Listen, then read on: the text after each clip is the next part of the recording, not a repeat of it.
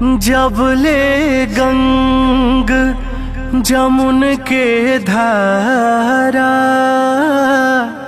अचल रहे संबंध तुम्हारा। वर के सामने कनिया मांगे, सात वचन दुल्हनिया मांगे।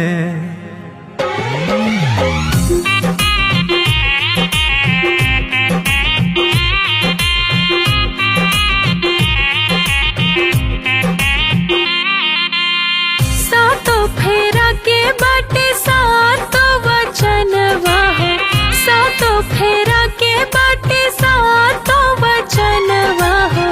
करे के पड़ी अब मंजूर स्वामी, करे के पड़ी अब मंजूर स्वामी। वादाई बाटे तू हर सातो बचनवा हो, वादाई बाटे तू हर सातो बचनवा हो। हमरा के बाटे अब मंजूर ए प्रिय, हमरा के बाटे अब मंजूर ए प्रिय।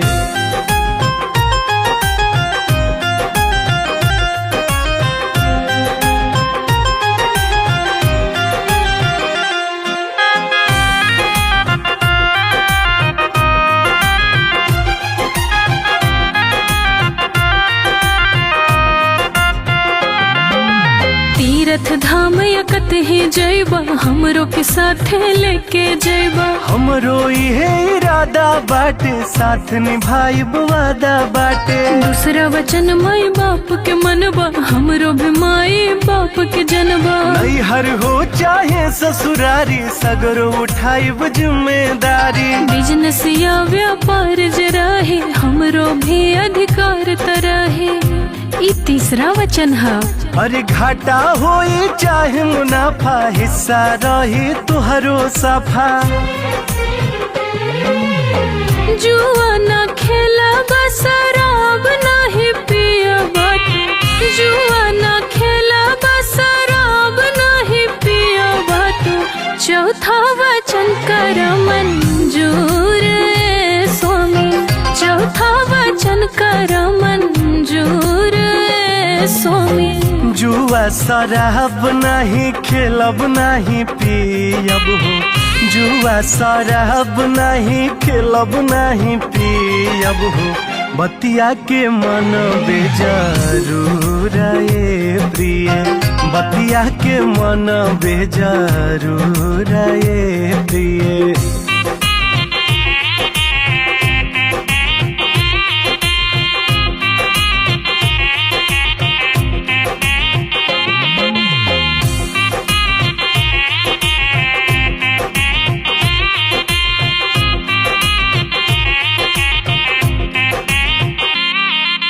दूसरे में हर और तकबा नाही, एने ओने झकबा नाही। ई पांचवा वचन है। पांचवे वचन हम तोहरे मनबे, दूसरे में हर ओर न तकबे। छठवीं वचन कोई कारज करबा, हमरो राय जिया में धरबा। बिन पूछले कोई काम न करब, धर्म होई चाहे कोनो परब। सगरो उठाइबो मोर जिम्मेदारी, सुख दुख में रहे हिस्सेदारी। ई सातवीं वचन है। तुहर प्याच न आवे देहब, तुहरे दुख अपने पाले हब। हमरो भी पहला वचन रहब जे परदेसा बाता, हमरो भी पहला वचन रहब जे परदेसा बाता। करबू ना सबक सिंगार ए प्रिय, करबू ना सबक सिंगार ए प्रिय।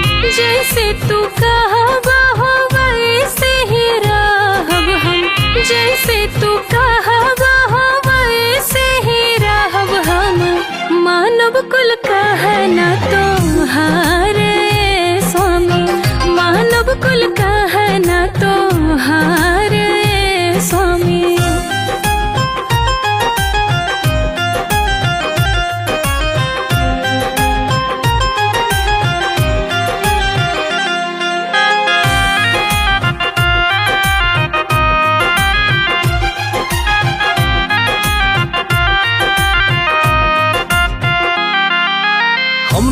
व्यवस्था देखब सारी, घर के संभारी है तू जिम्मेदारी।